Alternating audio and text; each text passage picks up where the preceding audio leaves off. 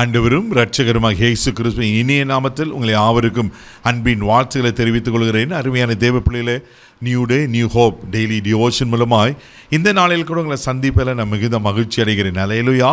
இன்றைக்கு கூட கர்த்தர் நம்ம கொடுக்கிற வார்த்தை என்ன? பிலிப்பியர் நிருபம் 4ஆம் அதிகாரம் 6வது வசனம் கூட நான் வாசிக்க கேட்போம். நீங்கள் ஒன்றுக்கும் கவலைப்படாமல் எல்லாவற்றையும் குறித்து உங்கள் விண்ணப்பங்களை ஸ்தோத்திரத்தோடு கூடிய ஜபத்தினாலும் வேண்டுதலினாலும் தேவனுக்கு தெரியப்படுத்துங்கள். ஹல்லேலூயா, ஹல்லேலூயா. அப்போஸ்தலனாகிய பவுல் பிலிப்பி சபைக்கு மிகப்பெரிய ஒரு முக்கியமான ஒரு ஆலோசனையை கொடுக்கிறார்.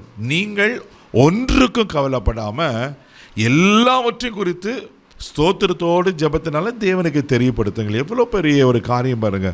இன்னைக்கு கவலை இல்லாத மனுஷன் யார் இருக்காங்க? எல்லாருக்கும் கவலை இருக்கு. சின்ன பிள்ளைங்க முதற்கொண்டு பெரியவர்களுக்கும் கவலை இருக்கு, பலவிதமான கவலைகள். அதனால தான் ஆவியானது அழகா முன்னமே எழுதி வைத்திருக்கிறார். தேவப்பிள்ளையில நீங்க ஒன்றுக்கும் கவலைப்படாம. ஆமென். அப்போ கவலைப்படலாம் எப்படி பிரதர்? அதனால தான் நீங்க எல்லாவற்றையும் குறித்து ஸ்தோத்திரத்தோடு தேவனுக்கு தெரியப்படுத்துங்க. ஆண்டருக்கு சொல்லிட்டா போதும், ஆண்டர் பார்த்துக்கொள்வார். அவர் எல்லாவற்றையும் அறிந்திருக்கிற கர்த்தர். நம்ம உட்கார்தல எழுந்திருக்கிற தூரத்திலிருந்து அறிகிற கர்த்தராம். தேவப்பிள்ளையில அவருக்கு மறைவானது என்ன இருக்கு சொல்லுங்க பார்க்கலாம்.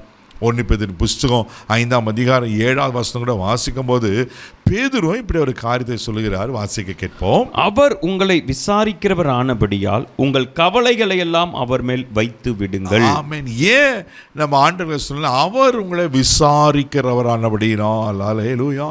மனுஷர்களை சில காரியத்தில் சொல்லுவோம், விசாரிப்பாங்க, ஆறுதல் சொல்லுவாங்க. ஆனால் பார்த்தீங்கன்னாக்கா அதில் ஒரு பலன் ரெமிடி பார்த்தீங்கன்னாக்கா அவ்வளோ பெருசாக இருக்காது. தேவப்பிள்ளையில் சிலர் உதவி செய்கிறேன்னு சொல்லுவாங்க, நன்மை செய்கிறேன்னு ஐயோ சாரி என்னால் முடியலன்னுவாங்க. இது மனுஷனுடைய இயல்பு. மனுஷ ஒத்தாசனங்களுக்கு அவசியம். அது அவங்களுக்கு நமக்கு சொல்லணும் சொல்லக்கூடாது நான் சொல்ல வரல. தேவப்பிள்ளையில் அவர் உங்களை விசாரிக்கிறவரானபடியார். உங்களை விசாரிக்கிற ஒரு அன்பு தகப்பன் இருக்கிறார். ஒருவேளை எங்கள் அப்பா அம்மா என்ன விசாரிக்க மாட்டேருக்காங்கன்னா, என் கணவனோ மனைவியோ இல்லை மாமியாரோ மாமியாரோ விசாரிக்க மாட்டேன் கவலைப்பட்டிருக்கீங்களா? நானா அதை போல் இருக்கிறேன், என் விசாரிக்க அதுவே எனக்கு ஒரு பெரிய கவலையாக இருக்குது, கலங்கி கொண்டிருக்கீங்களா? பயப்படாதீங்க. உங்களை விசாரிக்கிற, உங்கள் மேல் அன்பு கூறுகிற, உங்களுக்காக தன் ஜீவனை கொடுத்த ஆண்டவர் இருக்கிறார். அவர் எல்லாவற்றையும் பார்த்து கொள்வார். அவர் அவன் உங்களுக்கு நன்மை செய்கிற தேவனாக இருக்கிறார். உங்கள் எப்படிப்பட்ட வியாதியாக இருந்தாலும் ஆண்டவர் சுகமாக்குவார்.